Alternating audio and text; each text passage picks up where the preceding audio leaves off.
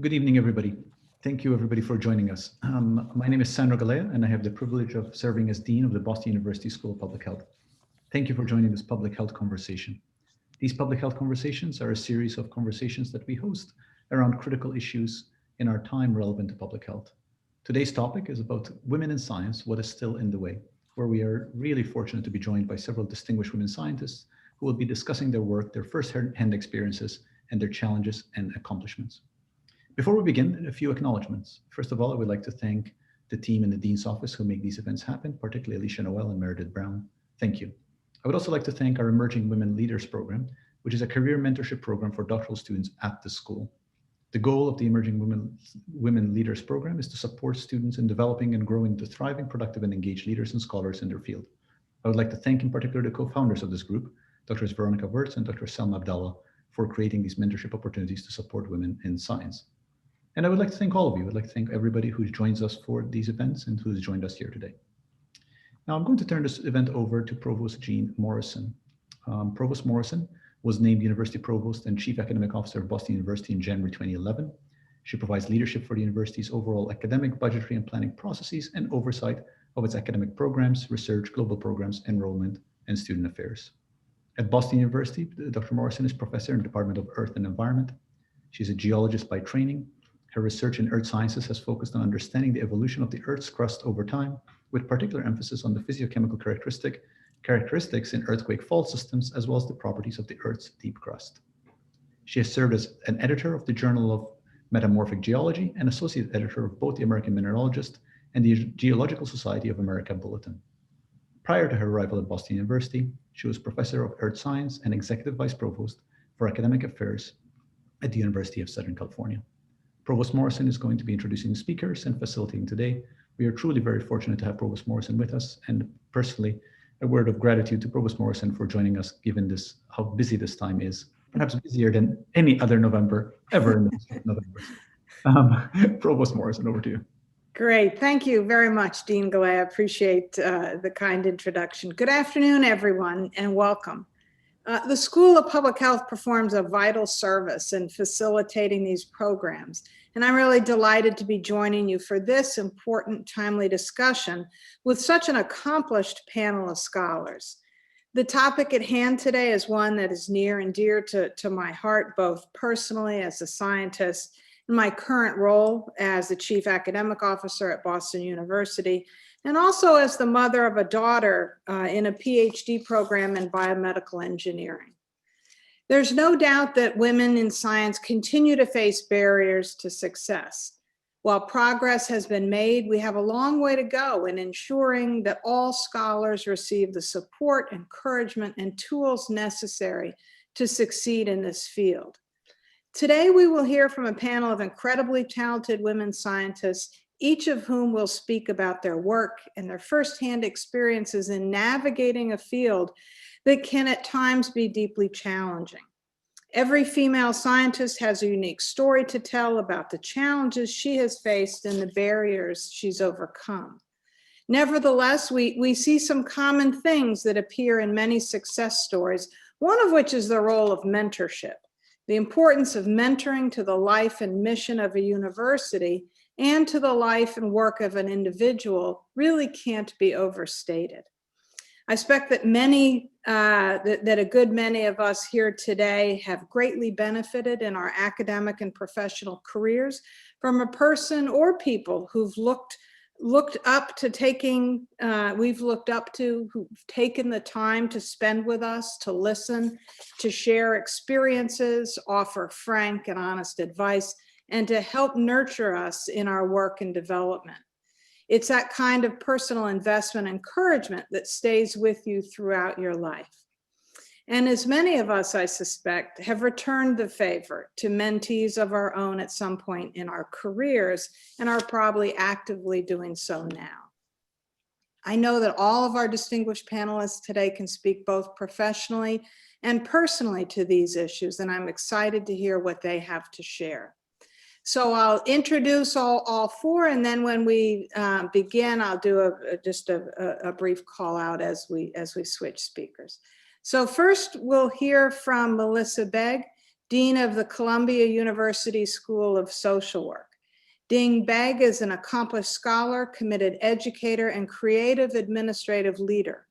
Her work has focused on convening interdisciplinary teams, developing innovative curricula, creating mentorship programs, and enhancing diversity in graduate education and the research workforce. Next, we will turn to Wafa El-Sadour, professor at the Columbia University Mailman School of Public Health.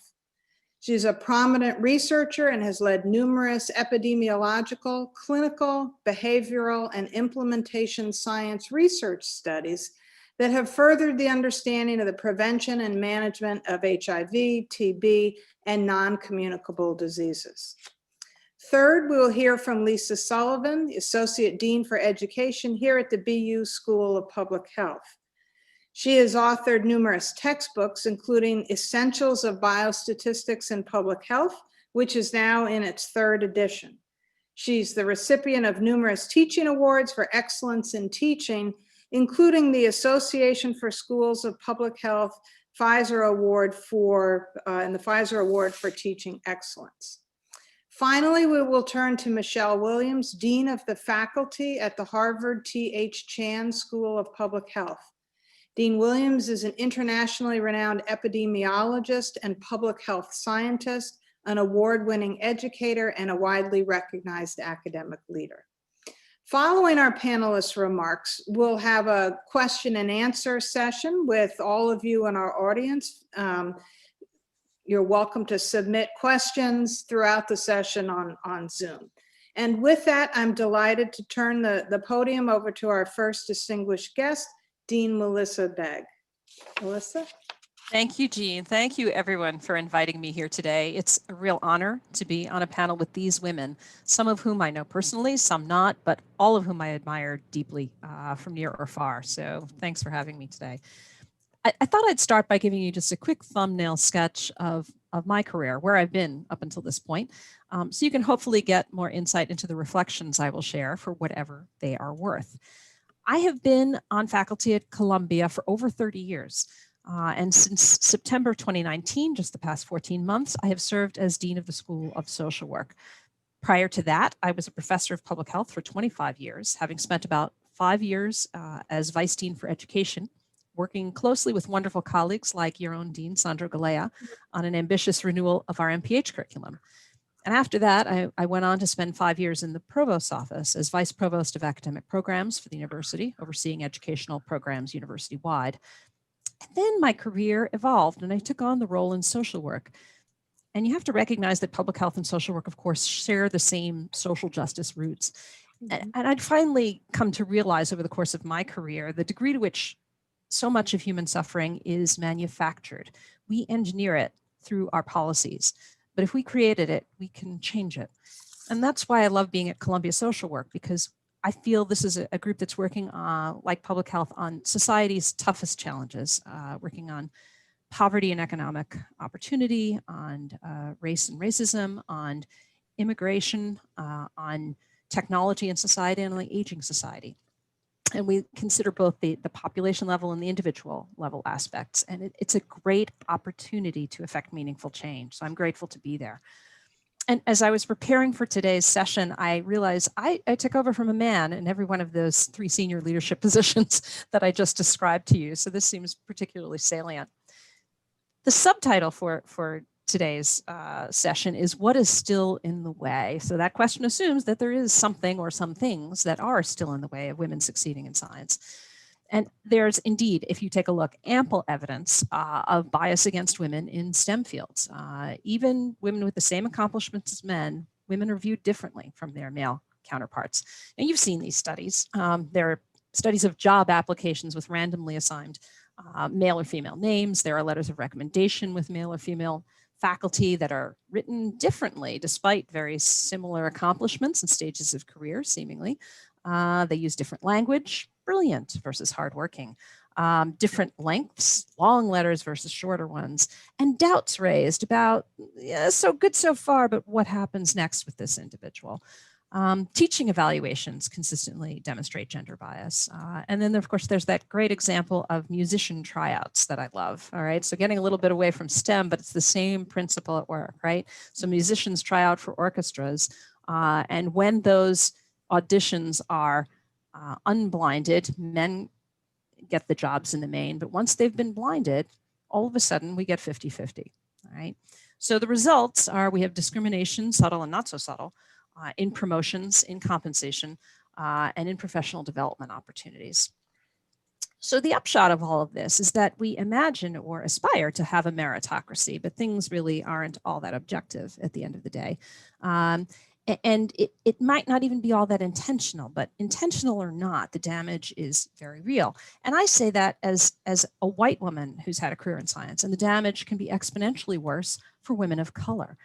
So when I was thinking about all this, I think the barriers to women succeeding in science really can come under three broad headings. There's institutional, there's interpersonal, and there's just the historical. I think we have to realize, first of all, that the institutions we inhabit and want to work in were built by men. And by and large, the processes within them reflect the instincts and preferences of men. That's just a fact. Women have to be conscious of this as we navigate these systems, and then we have to change them. And then there are the interpersonal issues. Those are highly relevant, surely. What does someone assume about you when they see you versus your colleague? And that may not be fair, but it's real. And then finally, history matters too. Folks feel an affinity for the younger generation when they can see themselves in the younger generation coming up. So depending on how you present, that affinity may or may not be there. So then what? So I'd like to take just a few minutes now and talk about how to approach these challenges. I hope this is helpful. So you need to find your own path forward, and you can succeed. In so doing, you can start to change the paradigms and the expectations to be more friendly to women, more friendly to people of color, more friendly to sexual and gender minorities, to everyone who's different from what we expect or what traditionally has been expected. So I'm going to lay out a series of sort of 10 takeaways that I think have framed how I've approached this, and maybe you'll find one or two of them that could be useful to you. I hope so. I think rule number one is do not hold yourself back. Women are good at that. Data show that they hold back on applying for more senior positions because their own self-evaluation says, I don't have enough experience for that. I'm not ready for that yet. Men jump in much sooner, right? So be a little bolder in what you're willing to take on. To me, one of the hallmarks of leadership is the willingness to take on things that you've never done before. That's part of the game. Number two, I think another rule is that you have to learn how to push back and make your point when you disagree. And I think in terms of how you do that, I think it's always good to start with a warning. Say, you know what, I hear what you're saying, but I'm going to push back on that a little bit. And you can do it politely, you can do it intellectually, you can do it firmly. Here's why I don't think that's the right approach. Here's another approach we might take, right? People might not ask you for your opinions. You're going to have to put it forward. A third tip. I think it's important to understand the difference between dialogue and debate. Dialogue is about learning from each other. Debate is about proving the other person wrong. And in dialogue, we're both trying to find the best answer to a problem together. And in debate, we're each sort of defending our own position at almost any cost. So keep that in mind when you engage in these disagreements and be prepared to change your mind along the way. Fourth rule, get comfortable saying no. People will ask you to do all sorts of things, and women in particular get asked to do all sorts of additional committee work, mentoring, and social events. That's just, it is my experience. It's also a lot of data to back that up, right? So in the moment, if you're asked to do something, it's always good to say, thanks for asking me that. Let me get back to you. Let me give that some thought. I'll get back to you tomorrow. Then figure out which of these asks actually move you towards your career goals, short-term or long-term, to what degree or another. Say yes to the ones that seem to be helpful to you and no to the rest. And when you say no, it's a good idea to list other responsibilities you've already been tasked with or that you've already taken on. So it's not a personal thing, it's a work thing. Look at what I'm already doing. Number 5, we just came from a session with some doctoral students where we're talking about mentorship. Get yourself a mentor. Better yet, get yourself a team of mentors. Find people you admire. and ask them if they'll talk to you periodically. Chances are they will. It's flattering, and a lot of people want to give back, and this is giving them an opportunity to do so. Point 6 is to rely on networks. You're going to need backup. Can't do this alone. You're going to need encouragement. Develop a small posse of people that you go to, your supporters who know each other well and work together closely and can push one another forward. It's helped me enormously over time to just go to somebody that I feel very close to say, did you see what just happened in that meeting? Did they say that to me because I'm a woman? Would they have said that to my predecessor? And just hearing somebody say, yeah, probably because you were a woman. Doesn't matter whether it's true in the moment or not. Like in public health, right? We know certain exposures increase the risk of certain diseases, but we can't say in any individual case, yes, for that individual, it was that exposure that caused the disease.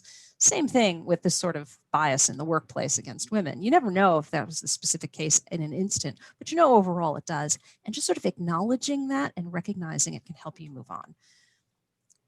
Another thing we spoke about with the doctoral student group a little while ago was to be authentically you. It is just too exhausting to try to be somebody else. So definitely you do your homework ahead of time, you get others' opinions, but then you decide yourself what you think in your gut is best. And that leads me to point 8, related to point 7. You're going to be making a lot of decisions and you have to live with the consequences. You're going to make mistakes. Everybody makes mistakes. So you just have to acknowledge them, learn what you can from them, and move past them, and don't let them bog you down. There's no way around it. Number 9, getting close to the end. As you start to rise in the ranks, use your power to change the paradigm, change the model. Men created the system that we're living in right now, but we can change it. For example, I remember I was told early on to never mention my children or my family at work. All right, now Provost Morrison beat me to it. Now I do it all the time. So I have 2 children that I'm extremely proud of and that I talk about. And I mentioned it a lot, as I just did, and because this is the work life that I want to create for other people. This is the work life I want to live and that I want to see accepted out there. And then finally, in addition to your close-knit network, that posse I talked about a moment ago, find allies and sponsors to help you. So here's a quick story. It's not my story, but it stayed with me. It was from a senior woman in biostatistics, told me this story. When she first started graduate school for her PhD, she was a little bit older than I am. She was the only woman student in the department. And every, I don't know, Tuesday afternoon, they would have tea time with a seminar, right? Well, guess who every week was told, you have to go make the tea and you have to put the cookies on the table. And then after we've had the tea and the cookies, you have to clean up before you can come to the seminar. So she ended up coming to the seminar late each and every time, right? And then inevitably, the chair of the department who asked her to do this would ask her the first question after the seminar. So her name was Sally. Sally, what did the speaker say when he said this? What did he mean by this? And she didn't know because she had to miss the first half of the seminar every time, right?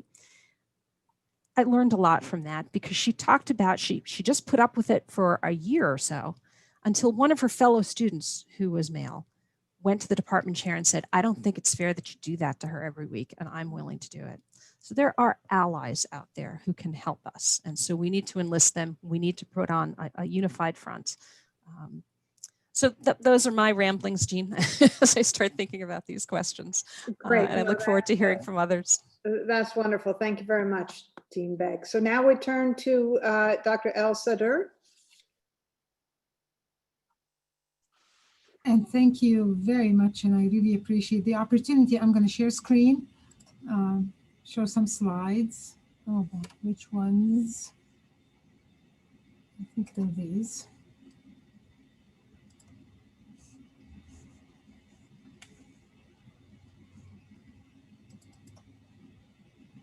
Okay, can you see the slides? Yeah. Okay. Great. Thank you very much for the opportunity. And I'm really honored as well to be with such amazing women leaders today and to reconnect with people I've known for a long time, including, of course, Sandro.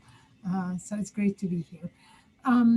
So I was asked to kind of reflect on my personal journey. So I'm going to take you on a journey that kind of in a very brief few slides tells you, I guess, the major milestones that I've gone through throughout my career. And out of those, I hope to distill some thoughts build on what Melissa so beautifully put together in terms of what remains to be done, but also leave you with some thoughts from what I've learned over my career. So this is where I was born. This is me when I was very little. And you can get a hint that I did grow up with one brother, grew up in Egypt. So that, of course, has very much colored my whole life, and I think is an important piece of who I am, and I'll get to that a bit later. So I did go to Cairo University, which is the first university established in Egypt, and one of the oldest universities in the world, where I did go to medical school in Egypt. I want to just mention one important thing that has to do with my study of medicine in Egypt. At the time when I went to medical school in Egypt, half the class were women. And I keep getting asked about that, and including actually my own mother was a physician. I grew up in a society where, of course, women, there were lots of issues and societal constraints on women, but it certainly wasn't in being a doctor or being a physician or studying medicine or having a productive career. So I think it's kind of interesting because it kind of balances this idea of growing up in a very traditional society, which people, when they think of me as somebody coming from Egypt, they think of somebody who had to overcome a lot of hurdles to be able to become a physician there. One of the important things in my life was kind of my experience in medical school. And one of those formative experiences was working in a rural setting in Egypt. And I think it was that early experience that cemented my interest in studying infectious disease and public health. Because of course, at that time, and remains the case, infectious diseases and public health challenges were the most challenging issues for the Egyptian society. And it was early in my career that I guess I got the passion that what I wanted to do was to tackle infectious disease. And what I wanted to do is not just to focus on individual health, but also to focus on population health as well. Now, when I came to New York, to the US, this was at a time when, as I mentioned to you, when it was at that time only about 20 to 22% of medical graduates were women. So it was a very interesting and profound kind of a society to be doing medicine and training in medicine at a time when actually most individuals felt that women still had to go a long way to be even allowed to enter into medical schools. Perhaps the most important milestone in my career was working at Harlem Hospital, New York, and this was at the height of the HIV epidemic. So I worked as, I was the chief of the Division of Infectious Disease there at a time when the HIV epidemic was hitting this community, hitting the community hard. And of course, it was a time when, as you can see here from the very well-known ACT UP poster, Silence Equals Death, where there was enormous efforts to try to move towards bringing treatments and research to transform HIV from a death sentence into a condition that people could live and thrive with. And the situation at Harlem Hospital was very difficult. And I think it was that challenge, that first challenge that was so important for me, is to realize the importance of access to care. Many of people who were living with HIV then in this community were forgotten. Many people believed that, people who got HIV, particularly if they were substance users or they were women, or if they were gay men of color from Harlem, that people deserved to get HIV and therefore they did not deserve care. And it was this realization that motivated me to I guess it made me into a very stubborn person and motivated me to the establishment of the first program we had at Harlem, which was a comprehensive a multidisciplinary program for people living with HIV that dealt with all of the different issues that these individuals and families had to deal with day in, day out. And if you think back at that time, these communities were disenfranchised. They were really forgotten in terms of even the HIV response itself. The other important milestone at that time was the issue of access to research. And again, for similar reasons, it was felt at that time that research could only be done at academic institutions, traditional academic institutions, and it could never be done in a community setting. And therefore, for my own patients and their loved ones, they could never access research studies, and that research, and often research was the only way to get early access to life-saving treatment. So it was this other important milestone that enabled me at that time to work with my colleagues to be part of this community programs for clinical research on AIDS, which was funded by NIH, and the very first program funded by NIH that actually supported the conduct of rigorous research in the community in settings like Harlem Hospital. And I think it was with great pride that I can say that we were able to work together with the community to overcome enormous challenges to engaging the community in research. We had to work very hard to overcome decades and decades of mistrust in research due to obviously abuses of research in the past, and to be able to build a strong research program in this context. What followed then was, after we established the work in Harlem, is that I came to realize, and the world came to realize, there was a raging global HIV epidemic around the world. And while at that we began to have life-saving treatments here for people living with HIV in this country, there was this enormous disparity of millions and millions of people living in, particularly in sub-Saharan Africa, who had no hope whatsoever. They had absolutely no access to treatment. Actually, many believed that it was not wise to bring treatment there.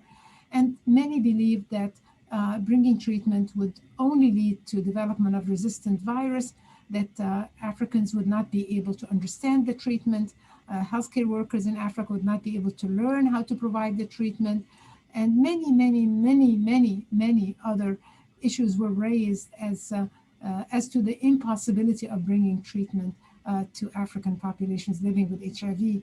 And that was also for me a very important milestone in my career, to realize that, you know, the lessons we had learned in Harlem could be adapted and adopted to bringing treatment, life-saving treatment, to many African communities. And the imperative was to act. And this was, the mobilization was really coming from the people themselves on the ground, as well as advocates for people living with HIV. All the great movement that really changed my life, because it made me realize the importance of listening to the community, listening to the people who were receiving the care, and really being, trying to be one of them, and trying to also speak for them, often because they were disenfranchised and did not have access to be able to bring their voice to the table. And based on this experience globally, this is what motivated me and my colleagues to establish ICAP at Columbia University. This is a large global center that is here at the Maryland School of Public Health. And over the years, we've now expanded our work to more than 30 countries around the world, and focusing on a lot of different issues, as you can see here on this slide, that go way beyond HIV. We started out working on HIV, but expanded to maternal child health, non-communicable diseases, health systems, human resources for health, and many other important public health threats. An important also lesson that I learned and that has guided the work is the importance of these 4 pillars. That you need to provide the services to people. And that was a lesson learned from Harlem. You need to provide the services to people, then you can layer on top of that the research. This was a very important lesson that we learned. You couldn't go in and do research studies while people could not access to care. And then, of course, learned as well the importance of education and training to build the capacity of the individuals we're working with, and very importantly, measuring the impact and measuring the value of what's being done. Is it working? It's not working.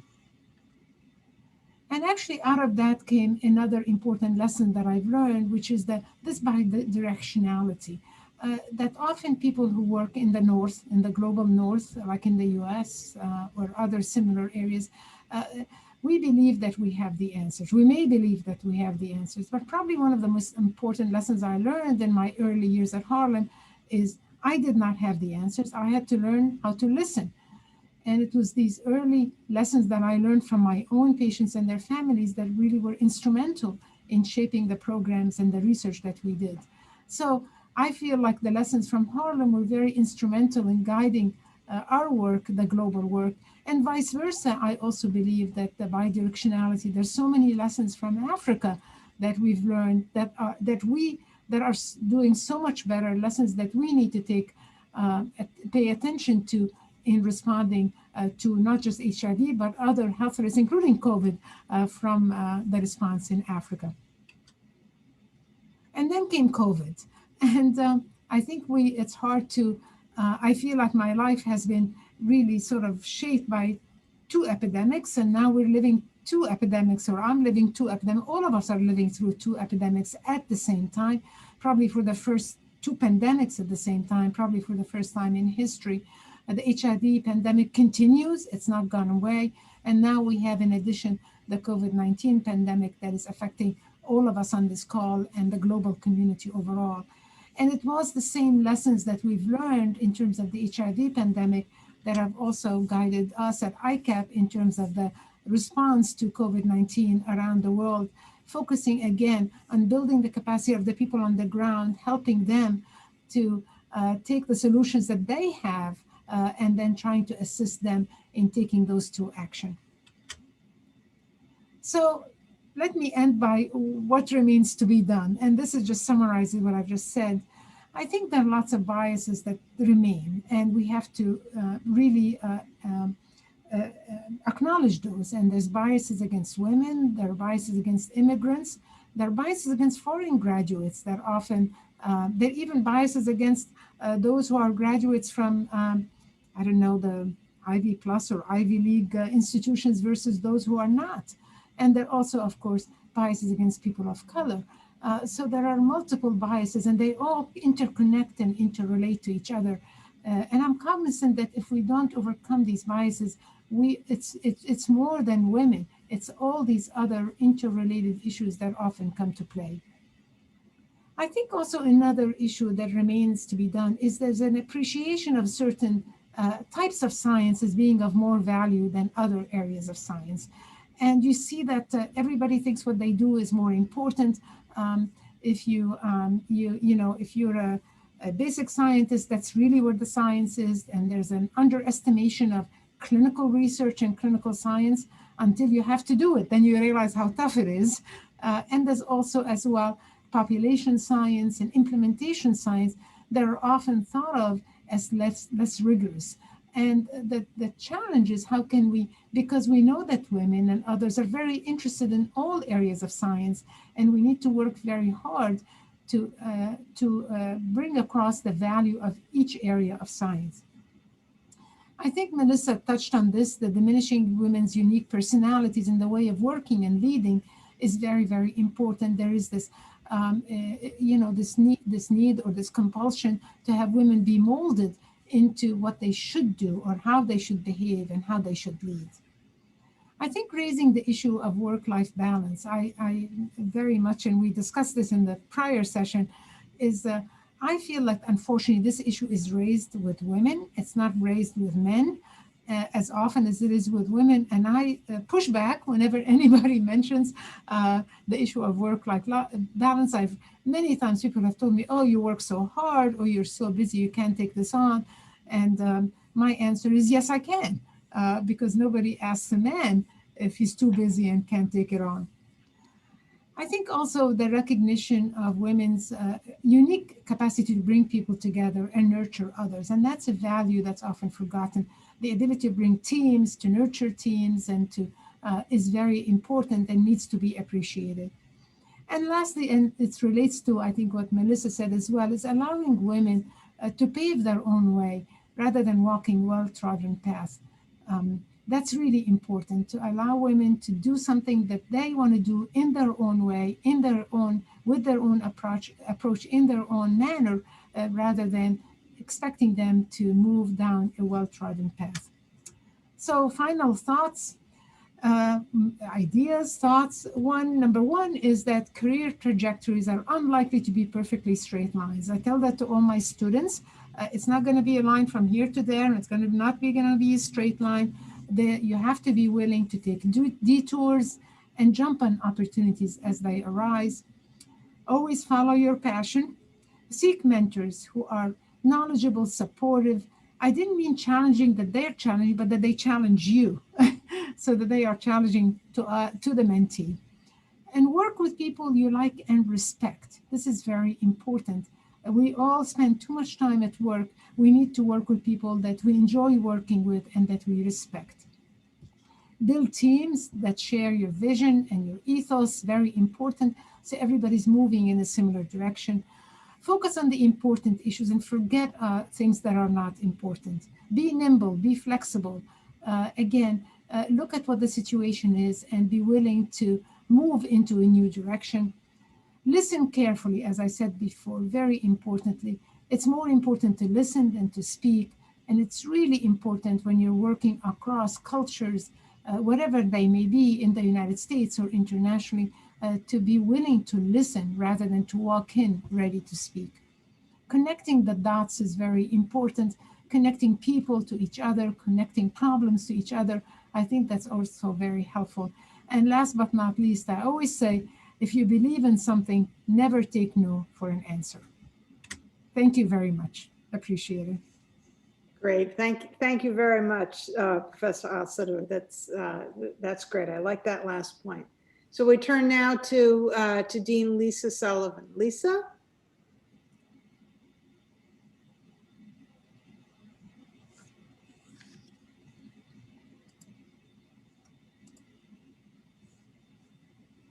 Slides okay? Yes. Okay, thank you. So what I'd like to do is share three things. Some projects that I've been involved with, a little bit about teaching, which is a focus of mine, and then some opportunities, challenges, and maybe a little advice for women in science. And I greatly appreciate this opportunity to be on this panel with such distinguished women.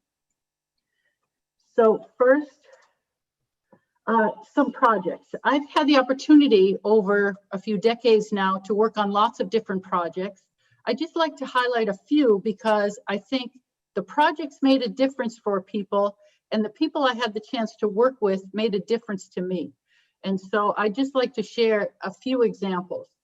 So these first few studies are in the area of prenatal diagnosis and adverse pregnancy outcomes. And I've had the chance to work with a friend and colleague on these, Kim Dukes, who is a professor of biostatistics and the head of our biostatistics, epidemiology, and data analytic core at BU. And she has a passion for this work, and I had the chance to be involved in a lot of it. And the first study is a clinical investigation looking at screening for Down syndrome. And at the time that the study was done, the standard of care was second trimester screening, which wasn't very accurate.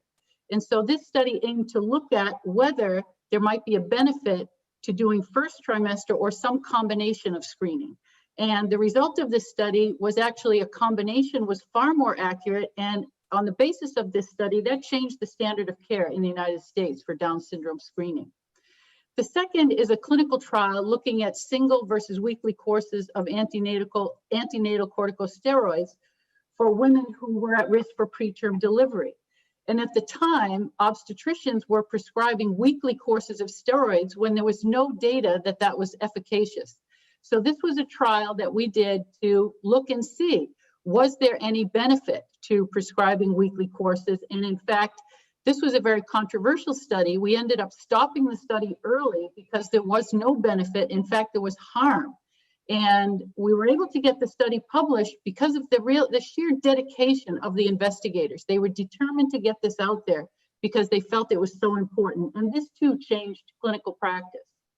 And the third is a more recent study looking at the relationship between prenatal drinking and smoking and increased risk for SIDS.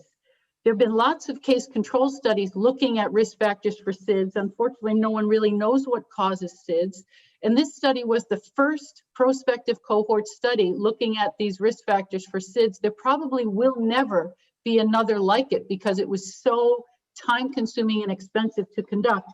And I think this too will shed light on this really important and very devastating condition for women and families.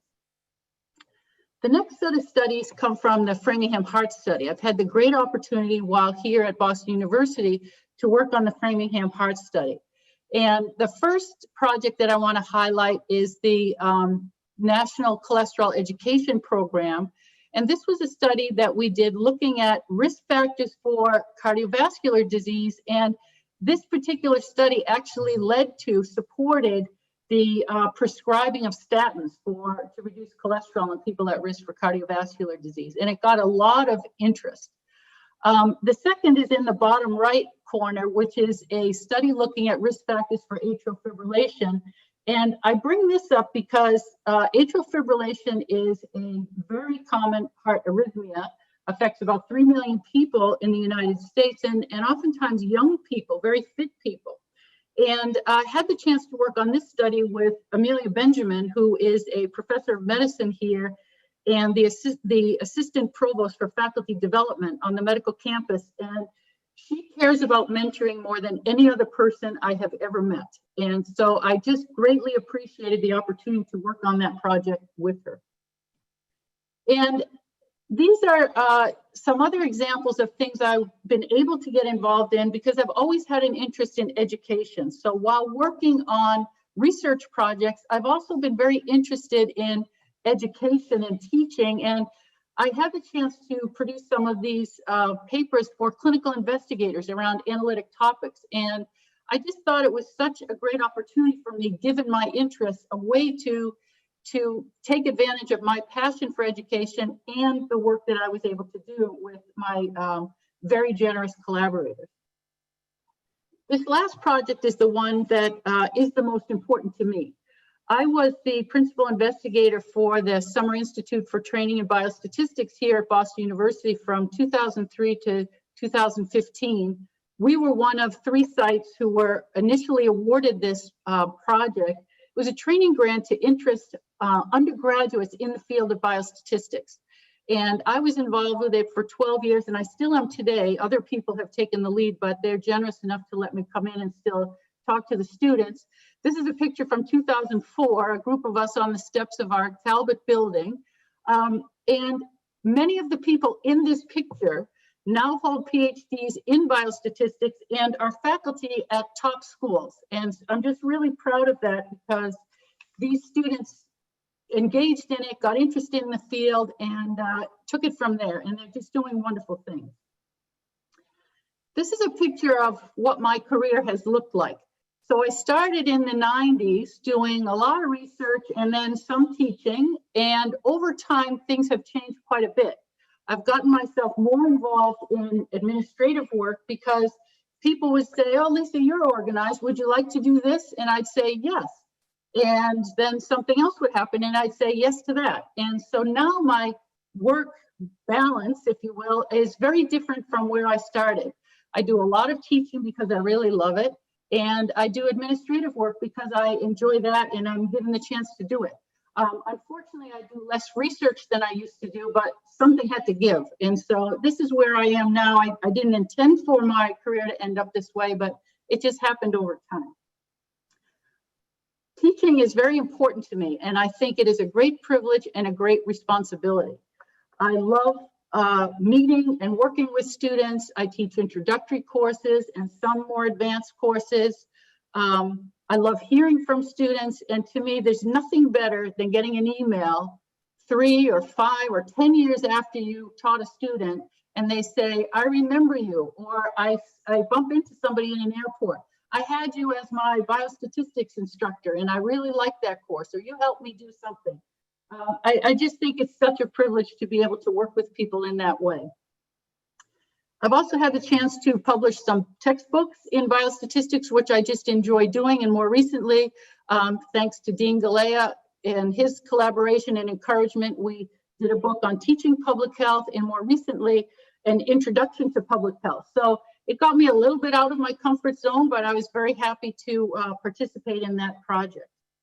So I'll just end with a few opportunities and challenges for women in science. I agree with everything that my colleagues have already said, but I change this around and say challenges are actually often opportunities. Given the disruption of the pandemic and everything that we're doing, I'm thinking now, what are we going to do next? And what we're doing here at Boston University is something called Learn from Anywhere, where faculty are in the classroom with students who want to be there. And we also have other students who are joining synchronous classrooms remotely.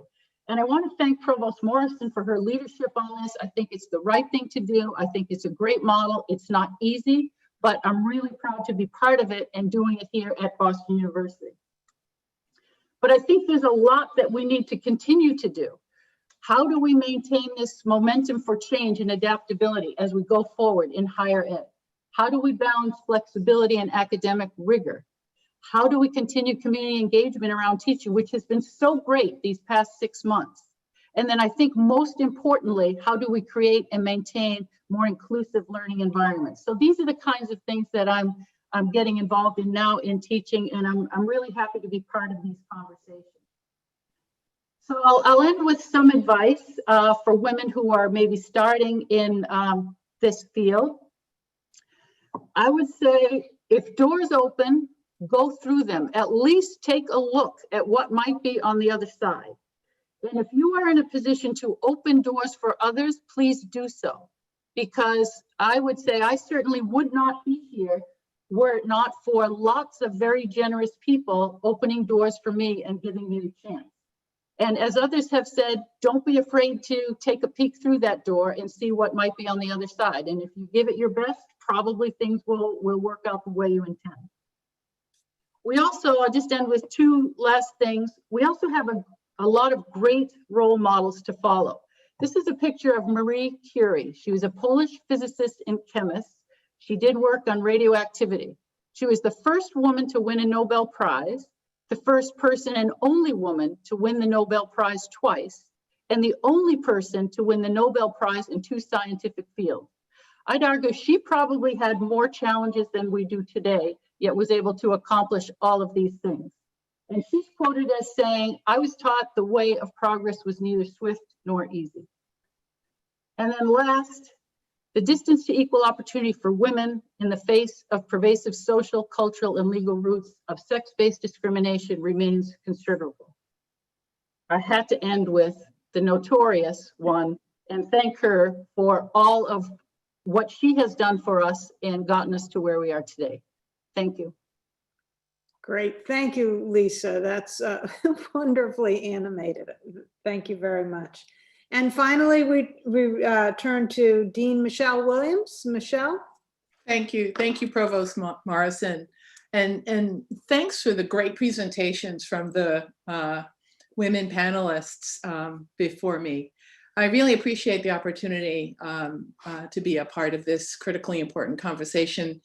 And the approach that I'm going to take is I'm going to look at the second part of the title of this symposium, What is Still in the Way, and try to offer some reflections about what the challenges are and where the opportunities are, both for institutions and individuals to promote and support women leadership in STEM.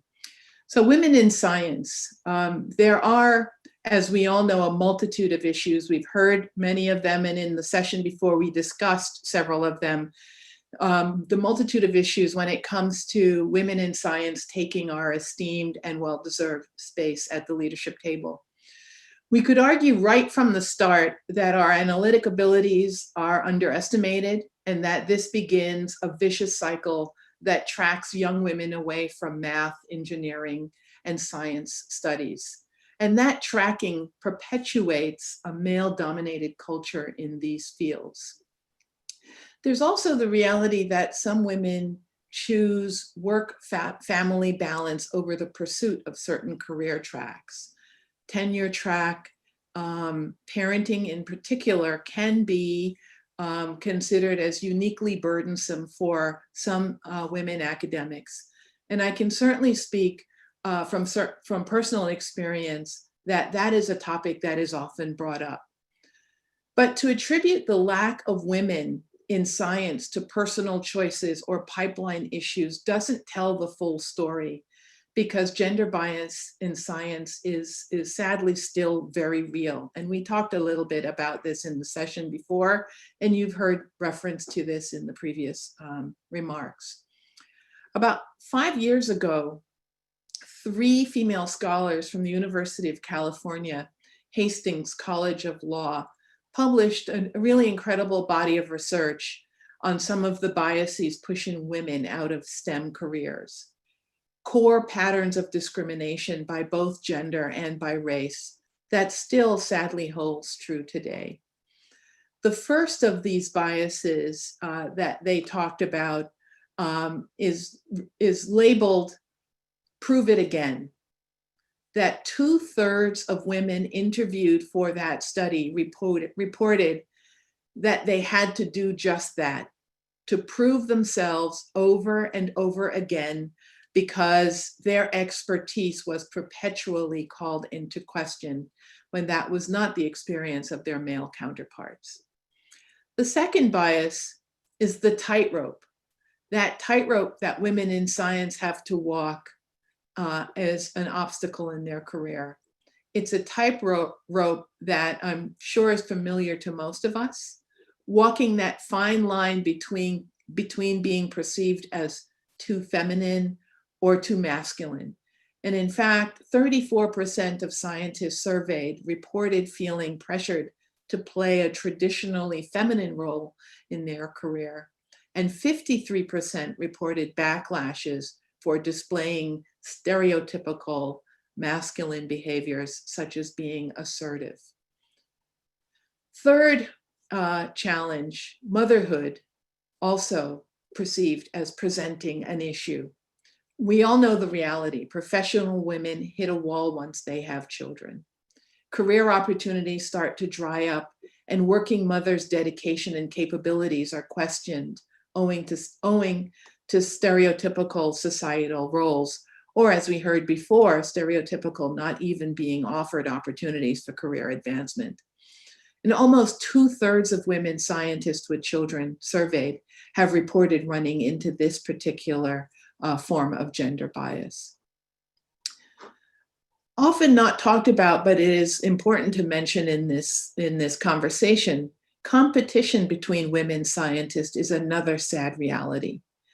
Those from earlier generations sometimes want their younger colleagues to suffer in the same way that they did. There is also still, sadly, the feeling that we are all competing for the same few slots in our companies or in our departments or in our laboratories. And finally, the surveys and the literature clearly calls out isolation. Isolation as another bias faced by women scientists. And this particularly applies to Black and Latinx women. 42% of Black women and 38% of Latinas surveyed felt that they could not socially engage with their colleagues because it might undermine their authority. And nearly half of Black women and Latinas surveyed reported having been mistaken for administrative or custodial staff. Very troubling and sadly still too common. In fact, it was less than 3 years ago in a session with postdoctoral fellows at my own school, at the Harvard Chance School, where postdoctoral fellows still bristled at the thought of being confronted in the cafeteria, asked by someone, a colleague, whether they should refresh the salad bar. These are still real and sad experiences that Black and brown women in the academy still face in an all too common way. And now on top of all of this, we have been hit with the worst pandemic in our lives. which has disproportionately affected women. In September alone, an eye-popping 865,000 women were left the workforce due to COVID-19, compared to 216,000 men. Both large numbers, but so disproportionately impacting women in the workforce. So even in normal times, women represent 47% of the labor force, yet spend twice as much time as men taking care of their households. And so it's inevitable that the distribution of domestic responsibilities that has exacerbated only now with school closures and the dearth of childcare options. So these are real challenges, and they are challenges that are borne disproportionately by Black and Latina women in the sciences. Another point I want to make, and there's a slide that I will show here, thank you, Meredith, is that the professional impact on women scientists have really been, quite frankly, devastating. This slide, essentially from a recent study, found that the proportion of papers with first female authors was 19% lower in 2020 compared to 2019. That's a pretty substantial reduction in scholarly output from half of the scientific workforce. And in the spring survey of more than 4,500 US and European-based scientists, female scientists reported having less time to spend on research than their male counterparts. And that's depicted in the graphic in the next slide, please, Meredith. Because women scientists, like so many other women, have been forced to reduce their work hours in order to attend to other household needs, the hours spent on work and scientific productivity has been attenuated. I'm sure many of us at this event can anecdotally testify to some of these realities. So how do we combat these inequalities during the COVID pandemic and beyond? I have a couple of thoughts and reflections that I would share. First, I think it's going to be important that employers and institutions such as ours in science need to step up to the plate right now.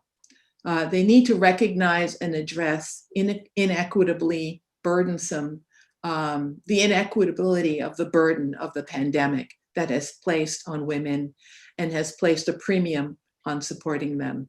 Our response has to be vast and rapid, but it also does have to place a premium on supporting women who have an extraordinary burden as a result of this pandemic. And that might involve supporting them through having flexible hours, more generous leave policies as two examples. Compassion and action is needed, and is needed in ways that amplifies the work that we've been doing to bring equity into our institutions before COVID. More broadly speaking, institution-wide diversity, inclusion, and belonging efforts have to be accelerated if they've not been started in our institutions. Structural biases need to be addressed. They need to be called out and more forcefully and rapidly addressed. And gender wage gaps, which still exist, have to be eradicated. Family-friendly flexibility without judgment and with family-friendly benefits like childcare and longer leaves are going to be a very important part of an equitable agenda coming forward to support women. And women in science need to be seen and need to be heard. This has been alluded to. We as scientists and as leaders in the STEM fields must be proudly out front. We must raise our voice, must take a space on the center stage, be on stage at conferences, to be interviewed for news articles, to appear on TV and social media, to lead meetings within and outside of our own organizations. By becoming more visible, by having your voices amplified and heard, women with much needed role models and mentorship for those coming behind us. We can't do that by being quiet and unseen and unheard. We also have to work to empower each other, because gender is not and should not ever be a precondition for working in science.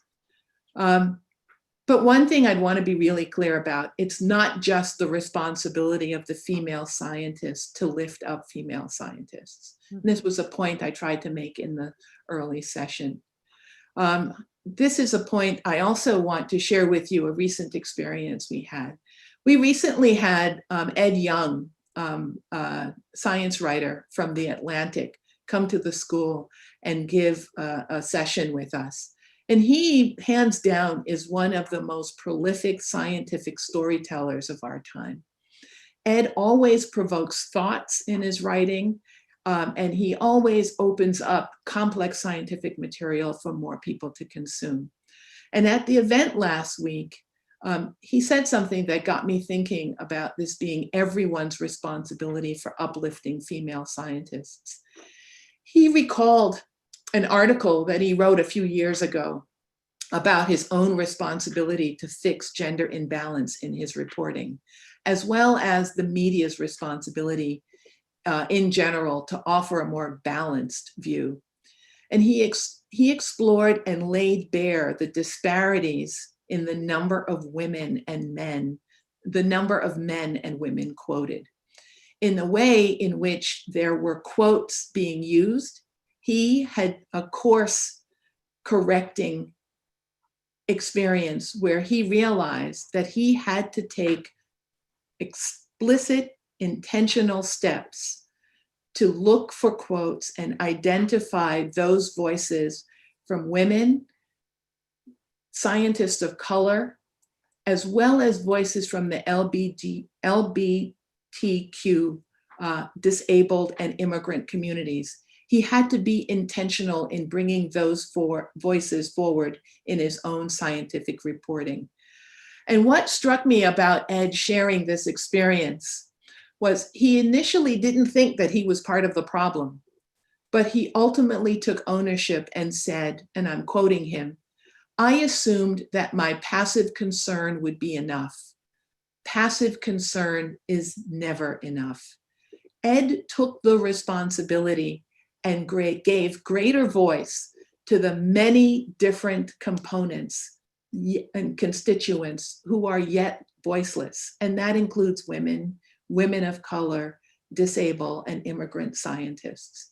And because we can't do it alone, that is women, women of color, immigrant scientists, LGBTQ, we need everyone to realize that they have a role in playing in correcting the processes of inequity. And so we need to be heard. We want to be heard. We deserve to be heard. And now, especially more than ever, we need all hands on deck in addressing inequality. Thank you. Great, thank you, Michelle. I'm delighted you showed that graph about the change in the rate of submission of articles. I think that's going to be a really critical piece of hard evidence as institutions look at the array of challenges that we face post-COVID in terms of what have the impacts been on faculty. That really demonstrates an immediate issue that's going to require a lot of attention. So thank you to everyone. I think I hope the sense of the breadth and depth of experience and knowledge that our four panels have is really extraordinary. One question I would have to all of you before we go to the questions that have come in is, you know, there has been progress. I remember when I was a junior faculty, you could not speak about the challenges that you felt as a woman, an underrepresented woman on the faculty. But then in 2002, the report at MIT that Nancy Hopkins led around the role of women in sciences, made the subject one that really was open for discussion, and that brought about an important series of changes. Do you have the sense that we're in a moment where there's opportunity for another set of important changes? And how do you sort of look at the next few years and the future for for how we change the landscape for the next group of women who are coming along? Melissa, would you want to? Sure, sure, Jean. I do think. Well, I'm a hopeless optimist, if you will, and I do believe we're at a moment when we are poised for change because of just the constellation of circumstances we've all seen unfold over the last 6 to 8 months. I think people are feeling much more I can't explain it. There was a great op-ed by Jenna Wortham in the New York Times about this, but why have we all been so moved, especially with Action for Black Lives and Black Lives Matter and COVID activities? I think that we have a moment that, as people are saying, could turn into a movement. And I think if we push forward, we have to push forward on all of these fronts. We have to push for equity on all of these fronts. And I do believe there's appetite now, perhaps more than there has been in recent years. And if we don't act now, we could lose that momentum. So I have a feeling this is a particular point in time that we have to capitalize on. Great, thank you. Wafa, would you want to speak to that? I am also well known to be an eternal optimist. Yes, I agree. And I think I'm particularly heartened by the involvement of young people and across the board. And that gives me really optimism that we are kind of at the brink of some major changes that get at some of the root causes of some of these inequities that are very systemic, obviously, and that we need to chisel away deliberately. And I think the engagement by young people and their activism is something that I think is very heartening. And I'm hopeful that this momentum will take us hopefully to a much better place. Great, thank you. Lisa? Yeah, I feel optimistic as well. And I think the story that Michelle just gave about someone saying they're a passive supporter and recognizing that that isn't enough, I think that's where we are right now. And I think we have to have patience with each other, that not everybody understands all the issues. Even if we're on the right side of things, we have to help each other understand what more it's going to take.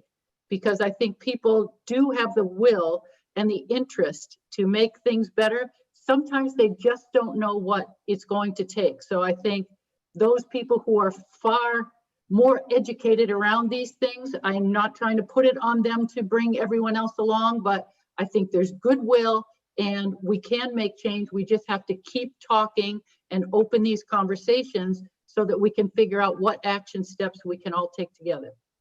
Great, thanks. And Michelle? Yeah, thank you. Michelle Bachelet was a recent speaker at the school, and she used the statement that I'm going to share with all of us. And then she calls herself a strategic optimist. Mm-hmm. And I think that's what all of us on this panel has shared. And I will underscore what Lisa just said. I think what is different this time is there is an awareness that being a supporter, being even reckoning, but not appreciating the distinct privilege that has been enjoyed by some and not others, and moving to correct that in an intentional way. This feels different. There is a reckoning that is happening on a scale and at a depth that we haven't seen in this country. And I would say, based on what Michelle Bachelet is sharing at the UN, I would say across the globe. Yeah, very nicely said. I agree. I think we've got time for a couple of questions. Sandra, are there particular questions we should Well, ask our panelists to speak to? thank you, Professor Morrison. There's a cluster of questions about mentorship, and maybe if I can just bundle them this way to try to address as many of them as possible. So questions are, how would you recommend finding a mentor? How would you recommend approaching women with the intention of them being your mentor? And then there's a subset of a couple of questions, which are, how do you deal with it if the people you're approaching might find it intimidating that younger women are more ambitious, and potentially it may be harder for young women of color?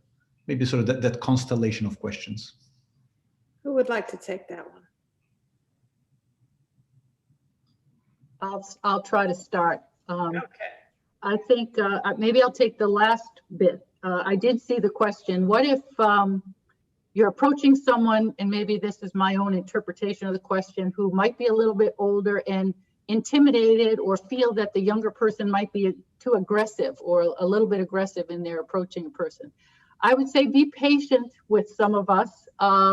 You know, we want you to be successful, but it's just as in every interaction, you have to try to understand where the other person is coming from. So don't take no for an answer. Keep talking and make your position known. Ask the person what it is you're after, and try to develop the relationship. But just because you're coming at something from different places doesn't mean you can't get to the same place in the end with some good conversation. Yeah. I can add, I mean, I think that a successful mentorship relationship requires hard work by both the mentee and the mentor. I found the most successful mentorship experiences I've had have been from mentees that have been challenging, have been persistent, and have also been diligent. Because I think it's kind of this relationship, the give and take, and the ongoing connection that I think makes a mentorship relationship successful. So I think it's hard work on both sides. It's not just for the mentor, it is also for the mentee as well. Great. Melissa, did you want to jump in on that? Yeah, I just wanted to say, I think, there was also a who and a how, I think. Who do I approach for this? And I think that's the basis of observation, right? You're in classes with individuals, you go to panel discussions like this, you go to lectures at your institution on Zoom or in person, and you observe, see who's out there, whose career do you admire, whose career would you like to emulate, and you start there.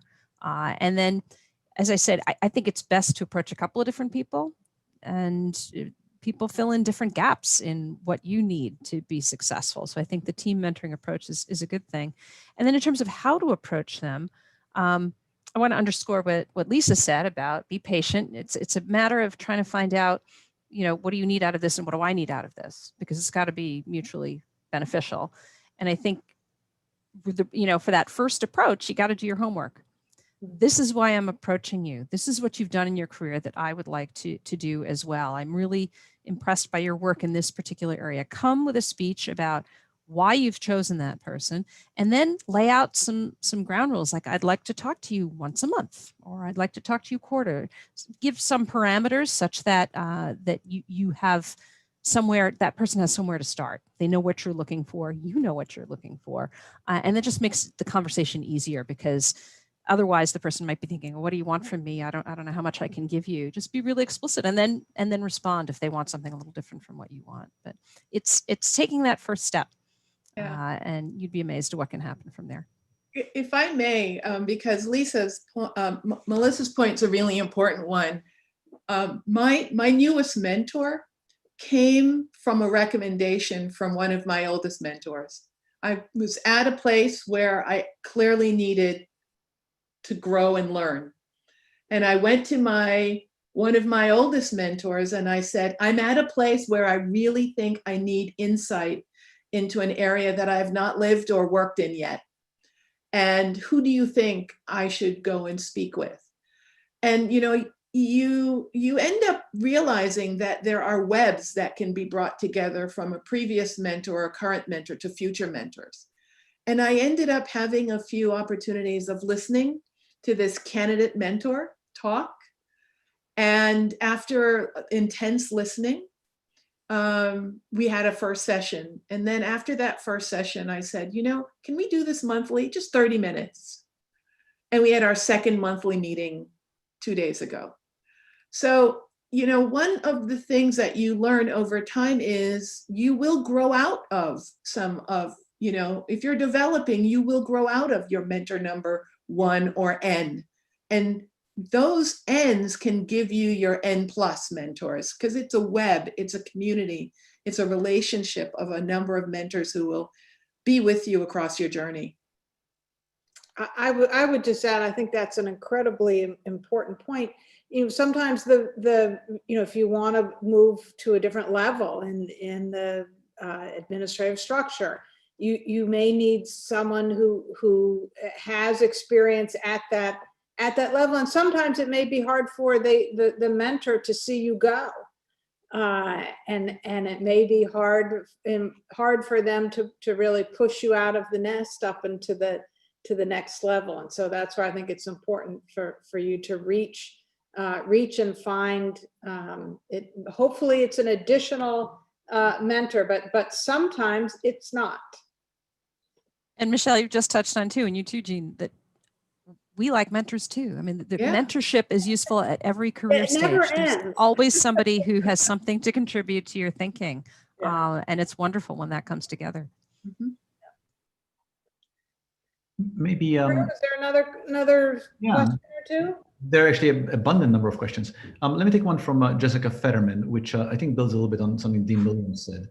So recognizing that women face many more challenges with the COVID crisis than their male colleagues, how can individuals and institutions work to address the inequities that are likely to widen as a result of the pandemic? Yeah, well, Provost Morrison made a really important point when she basically said managing the impact that COVID has had on the cohort of junior faculty in particular is not going to end with COVID.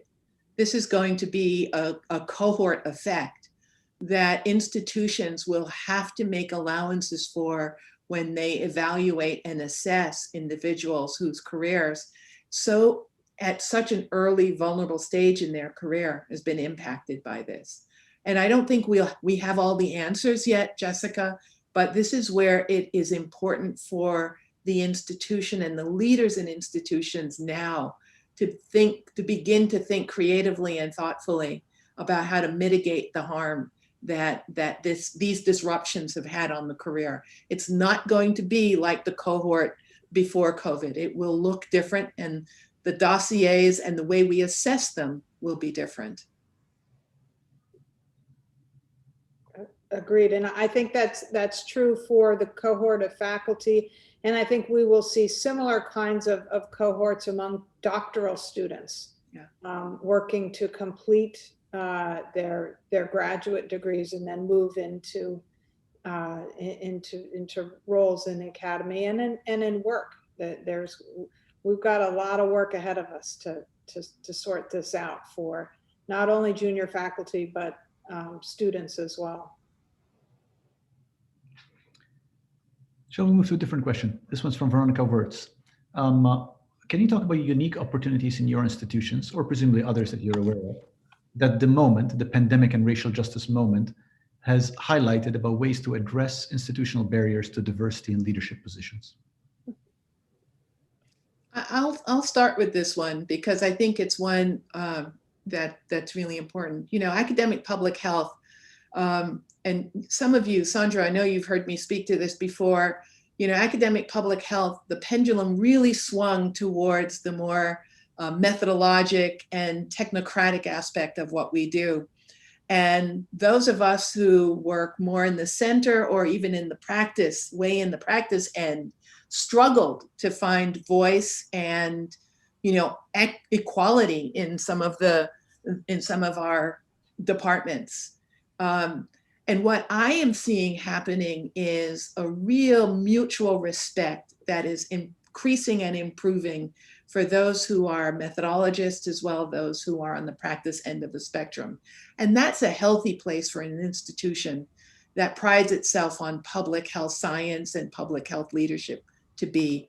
because that mutual respect is a virtuous cycle, forward cycle and feedback cycle of problems and problem solving and methods development for problems to come along. So I think it's a really good thing. And I think that balance between methodology and practice will actually create a more inclusive environment, particularly for Black and Brown scholars who come wanting to solve problems in communities and be involved and engaged in community, engaged science and practice. I'd like to add to that too, if I could. Sorry, Jean. Go ahead. No, you go. So I'm proud of my institution at the moment at Columbia. It's a new day, it feels like to me. And, you know, early on in the summer, right after the murder of George Floyd and too many others, and the protests that began for racial justice, the Provost Office came to the School of Social Work because we have a long history of teaching through a lens of what we call PROP, Power, Racism, Oppression, and Privilege, and asked us to generate a training for faculty, a mini institute to address anti-Black racism. And that was offered for the first time this summer to faculty from across the university who volunteered. And now that same training is being offered and taken by leadership across the university, every dean at the university, senior leadership from the Provost's office and the president's office. And I think as I say, I've been there over 30 years and I've never seen a response like that. And I think it's heartening. I think it's the beginning of something different. And finally, the university has offered funding for cluster hires in the area of scholarship on race and racism, which many of us are taking advantage of to build up strength in those areas and to tackle this from so many different aspects. And it's wonderful to see. Maybe one last question, just grouping a few questions together. Recognizing the biases, tightropes, family issues, competitive processes that have been discussed, what do you think needs to be done to really ensure success for women in science?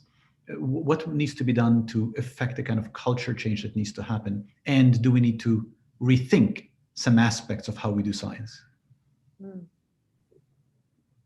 I actually would love to hear the answer to that from all of you. All right, who wants to jump in on that one? I can try. I mean, I think, and maybe I touched on it a bit in my presentation as well, is that I think the way we've thought of science, or most of the way people think of science, is kind of one individual digging deep.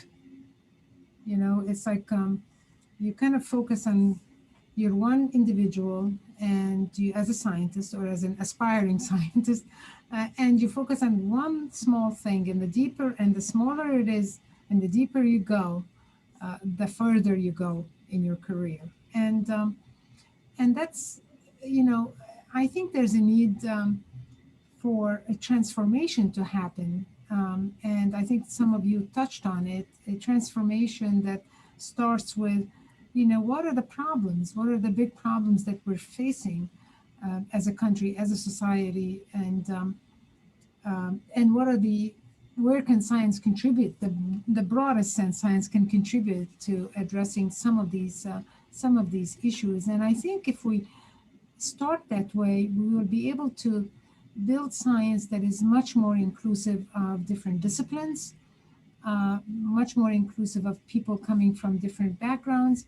It will be much broader in its scope, rather than perpetuating the narrowness aspect of now that I see in science. And I feel that offers a hope in terms of trying to think kind of outside the box in terms of how we conceptualize scientific endeavors in the future. I also feel that this approach will match well or mirror well to some of the strengths that women scientists have. I think, you know, I'm not saying that it's only exclusively women, but women tend to enjoy working with others in teams and so on, focusing on broader issues than narrow issues, and like this interdisciplinary approach. So that's one way that I think we might be able to use this moment to think differently about science. If I could just add, Wafa, I think that's a very good characterization. I would just add that I think culture is very important, and in the pursuit of rigor and the aggressive pursuit of the self-correcting nature of science, where there's a lot of contention and pushing to ensure that we're getting to the truth. I think we have confused that rigor with a kind of mean-spiritedness. And I think the mean-spiritedness is mistaken for rigor in many cases. And I think if we can work to change the culture to disassociate mean-spiritedness with rigor, we could do a great deal to improve the culture of science. It's possible to be rigorous and generous of spirit at the same time. Beautifully said.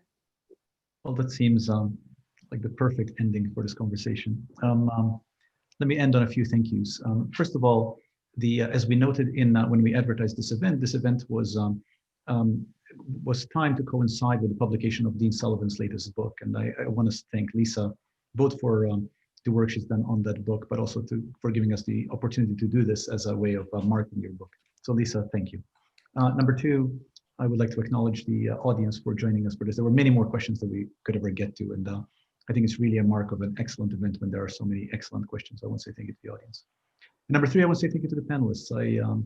I've had the enormous privilege in my life of learning from each and every one of you. And again, I've learned a lot from all of you today. I sort of feel like this panel should be required viewing for everybody in the academic world, anybody who actually cares about these issues. So thank you to all of you. Thank you for making time in this busy fall, the day before an election of some consequence. Perhaps it was good for all of us to be distracted. Yes. But really, most importantly, thank you for teaching us. I am eternally